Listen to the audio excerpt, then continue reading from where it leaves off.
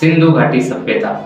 भारतीय उपमहाद्वीप के इतिहास में सिंधु सभ्यता का वह अध्याय जहां मानव समाज पहली बार न केवल बड़े शहरों में बसे बल्कि सुव्यवस्थित, तकनीकी रूप से उन्नत और सामाजिक रूप से संगठित जीवन शैली का निर्माण भी किया।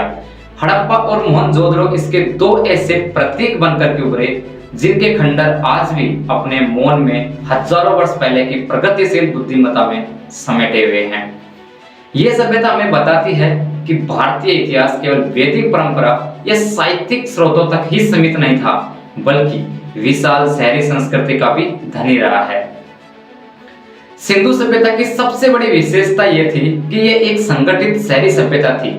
हड़प्पा और मोहनजोदड़ो जैसे नगरों की सड़कें एक दूसरे को समकोण पर काटती थी, जिससे पूरा शहर एक ग्रिड प्रणाली में बंधा हुआ दिखाई देता था। ये योजना एक ऐसी है जैसी आधुनिक महानगरों में आज हम अपनाते हैं, मानो हजारों वर्ष पहले ही नगर योजना की नींव डाल दी गई हो।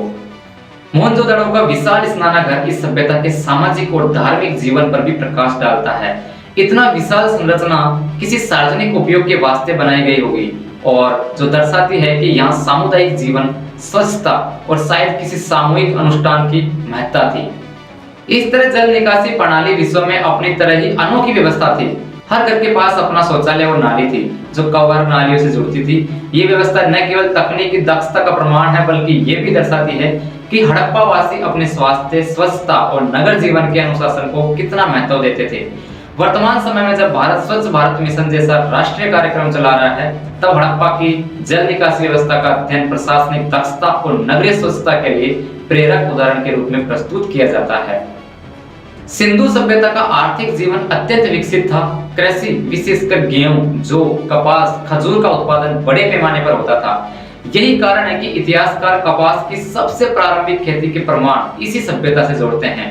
व्यापार का दायरा स्थानीय से निकल करके मेसोपोटामिया तक फैला हुआ था। ये व्यापार वस्तुओं और विचारों के आदान प्रदान के माध्यम से व्यापक सांस्कृतिक संपर्क की ओर संकेत करता था। यहाँ पाई गई सीले या मोहरे, वजन माप प्रणाली और अनाज भंडारण की पद्धति एक नियंत्रित और संगठित आर्थिक ढांचे को दर्शाती है। इस स्तर का नियंत्रण केवल एक परिपक्व प्रशासन के होने की संभावना व्यक्त करता है। सामाजिक जीवन की दृष्टि से सिंधु सभ्यता अपेक्षाकृत बराबरी पर आधारित प्रतीत होती है। यहाँ विशाल महल या राजा की हवेलियों जैसा कोई प्रमाण नहीं मिला जिससे अनुमान होता है कि सत्ता विकेंद्रीकृत रही होगी या कम से कम किसी एक व्यक्ति के हाथ में सर्वशक्तिमान शासन नहीं रहा होगा। इसके विपरीत धार्मिक जीवन में देवी पूजा, वृष्टि पूजा, पशुपति जैसे किसी देवता का प्रारंभिक रूप और पेड़, वनस्पतियों के प्रति श्रद्धा दिखाई देती है। ये धारा आगे चलकर भारतीय धार्मिक परंपराओं में गहराई से समाहित होती हुई नजर आती है। प्रकृति से ये जुड़ाव आज के पर्यावरणीय संकटों के समय एक याद दिलाता है कि सतत विकास कितना आवश्यक है। बात करें सिंधु सभ्यता की लिपि के बारे में, तो सिंधु सभ्यता की लिपि आज भी अपठित है। ये भारतीय इतिहास की सबसे रोचक पहेलियों में से एक है। ये तथ्य आधुनिक शोध को लगातार चुनौती देता है और हर वर्ष एआई आधारित लिपि पठन, जीनोमिक स्टडीज और पुरातात्विक उत्खननों पर नए शोध सामने आते रहते हैं। हाल ही की गई शोध योजनाएं विशेषकर हरियाणा के राखीगढ़ी, कच्छ के धौलावीरा और सुतकागेंदोर की खुदाइयां सिंधु सभ्यता की व्यापकता को और ज्यादा स्पष्ट कर रही है। 2022 में यूनेस्को के द्वारा धौलावीरा को विश्व धरोहर स्थल घोषित किया जाना आज के करंट अफेयर से इसका सीधा संबंध जोड़ता है और यूपीएससी परीक्षा में ये बार बार पूछा जा रहा है। इसी के साथ साथ आधुनिक जल प्रबंधन, जल संचयन और शुष्क क्षेत्रों की बसाहट के संदर्भ में धौलावीरा का अध्ययन नीति निर्माताओं तक मार्गदर्शन करता है। सिंधु सभ्यता का पतन आज भी बहस का विषय है। कुछ विद्वान जलवायु परिवर्तन को कारण मानते हैं, जैसे नदियों का मार्ग बदलना, मानसून का कमजोर होना या कृषि उत्पादन का कम होना। आधुनिक जलवायु परिवर्तन से लड़ रहे विश्व के लिए ये एक उदाहरण अत्यंत महत्वपूर्ण साबित हो सकता है। ये हमें बताता है कि जब समाज प्राकृतिक परिवर्तनों के अनुकूल नहीं बन पाता तो सबसे उन्नत सभ्यता भी कमजोर पड़ जाती है और नष्ट हो जाती है।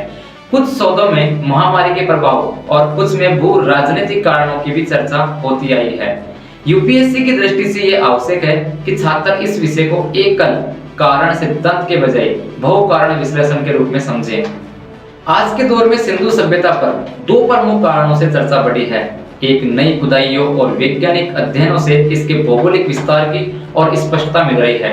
और दूसरी, भारत सरकार की भारतीय ज्ञान प्रणाली पहल में हड़प्पा की तकनीक, जल प्रबंधन और शहरी नियोजन को मॉडल के रूप में प्रस्तुत किया जा रहा है। साथ ही 2023-2024 में कई बार ये मुद्दा चर्चा में रहा है, क्या सिंधु सभ्यता की लिपि को पढ़ने के लिए AI मॉडल का उपयोग किया जाए। पुरातत्वविदों द्वारा डिजिटल आर्काइव बनाना, 3D मैपिंग करना और मोहनजोदड़ो के ढांचे को संरक्षित करने के लिए नई तकनीकों का उपयोग करना, ये सब वर्तमान प्रसंग यूपीएससी के लिए अत्यंत महत्वपूर्ण बनाते हैं। सिंधु सभ्यता भारतीय इतिहास की भव्यता का वह प्रारंभिक शिखर है जहां शहरीकरण, वैज्ञानिक दृष्टि, कलात्मक विकास और व्यापार के वैश्विक संबंध और सामाजिक संगठन का एक अद्भुत समन्वय दिखाई देता है, जिसे किसी भी अन्य समकालीन सभ्यता से तुलना में कम करके नहीं देखा जा सकता है। ये सभ्यता केवल इतिहास का विषय नहीं, बल्कि वर्तमान भारत के लिए सीख का स्रोत है, चाहे वह जल प्रबंधन हो, नगरीय व्यवस्था हो, पर्यावरण संरक्षण हो या सांस्कृतिक विविधता की समझ हो। यूपीएससी की दृष्टि से भी इसके व्यापक और बहुआयामी स्वरूप के कारण ये प्रीलिम्स में तथ्यात्मक और मेंस में विश्लेषणात्मक दोनों रूपों में अपरिहार्य विषय बन चुका है। तो मिलते हैं जल्दी एक अन्य सीरीज में, तब तक के लिए नमस्कार। ऐसी दिलचस्प सीरीज के लिए आप हमें कनेक्ट कर सकते हैं। चैनल पर पहली बार विजिट कर रहे हैं तो चैनल को जरूर से जरूर सब्सक्राइब करके जाएं, ताकि आपको यूपीएससी प्रीलिम्स एंड मेंस, साथ ही बड़ी जितनी भी एग्जाम्स है उन सब में हेल्पफुल टॉपिक्स मिलते रहें, जिनका आप यहाँ रिवीजन कर पाएं। धन्यवाद।